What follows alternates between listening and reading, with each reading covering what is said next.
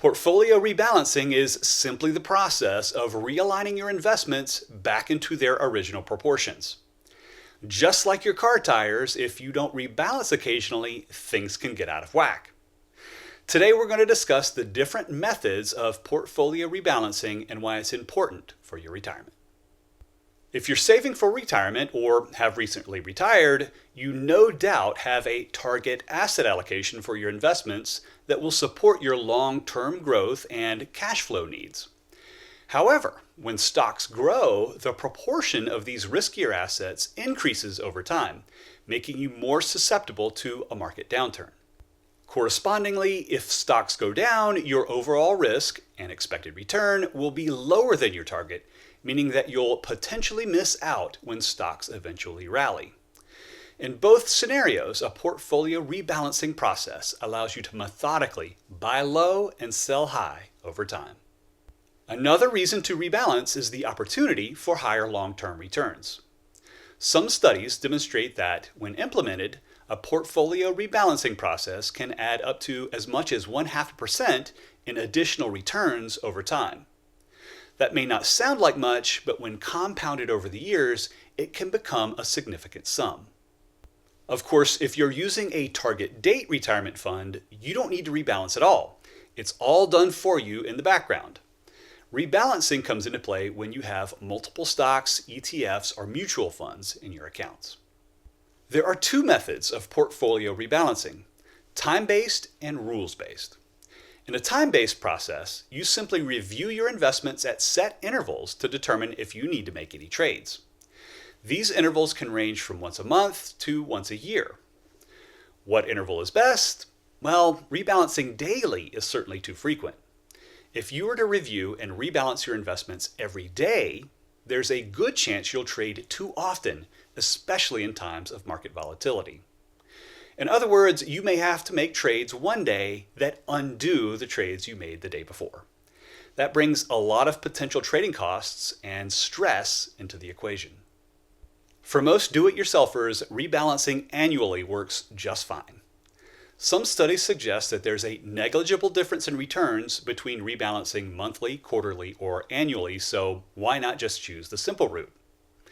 In an annual rebalancing process, you would sell off any funds that are greater than their target percentage, sell high, and buy more of the funds that are below their target percentage, buy low. Lather, rinse, and repeat every year. Moving up a level in complication, a rules-based rebalancing process kicks in after a portfolio component drifts outside of its rebalancing band. The most frequently used rule to establish a rebalancing band is by a fixed percentage, commonly 20%. For example, if you've allocated 20% of your portfolio to international developed stocks, they would be allowed to drift by 4% in either direction. If 20% of 20% is 4%, then the rebalancing band for this asset class ranges from 16% to 24%. Once your international developed stocks drift outside of this window, it's time to rebalance. You'll notice that a 20% variance is quite a lot. Why not use a tighter window? Well, if you tighten the bands too much, you run into the same issue with daily time-based rebalancing. Trades one day can undo the ones from the day before. While rebalancing bands may be appropriate in volatile times to prevent overtrading, what happens when markets are calm? If you really wanted to get fancy with your process, you could base your rebalancing band rules around a proxy for market volatility, such as the Chicago Board of Exchange's Volatility Index, aka the VIX. If you do this instead of a fixed number, it allows your rebalancing bands to float according to market volatility. There can be costs associated with making rebalancing trades. Commonly, your brokerage firm will charge a transaction fee for any trades that you make. Fortunately, these fees have been massively compressed over the years, and now there are plenty of no transaction fee options at most of the major brokerage firms. While transaction fees have come down, taxes have not. If you make trades in a taxable brokerage account, you'll be liable for any short or long-term capital gains taxes caused by those trades. This is another factor to consider when choosing a portfolio rebalancing method. If you rebalance too frequently, you may see a higher tax bill. Finally, in times when stocks are rising, you may notice that you underperform the stock market in general. This makes sense. You're not taking the same risk as you would be were you 100% invested in the stock market. Risk and return are related, right? Logically, you wouldn't expect the same returns over long periods of time. Measuring a traditional 60-40 retirement portfolio against the S&P 500 is not a fair comparison.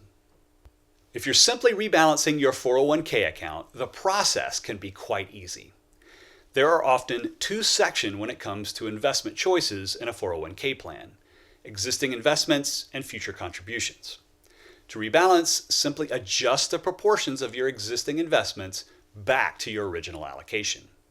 These days, some plans even offer an auto rebalancing option. If you have multiple accounts at a brokerage firm, things can get more complicated. In these cases, asset location becomes a factor. Tax inefficient investments like bonds and REITs can add to your yearly tax bill if they're located in an after-tax brokerage account. Housing them in an IRA makes more sense. However, you may also want to use a portion of your IRA to house some stock investments so you can rebalance them without worrying about capital gains. In the end, there's no one portfolio rebalancing method that's better than another. The rules-based process is more methodical, but it's also more complicated. If you don't like the idea of looking at your investments every day, then time-based rebalancing may be for you. For savers and retirees who want to invest on their own, annual rebalancing is as good a process as any. Block off half an hour on your calendar every year to review and rebalance. The best portfolio rebalancing process is the one that you will actually use. If you're looking to retire in 2022, then you should check out this video where I go over 8 steps that you should take today to prepare. Thank you so much for watching, and I'll see you in the next video.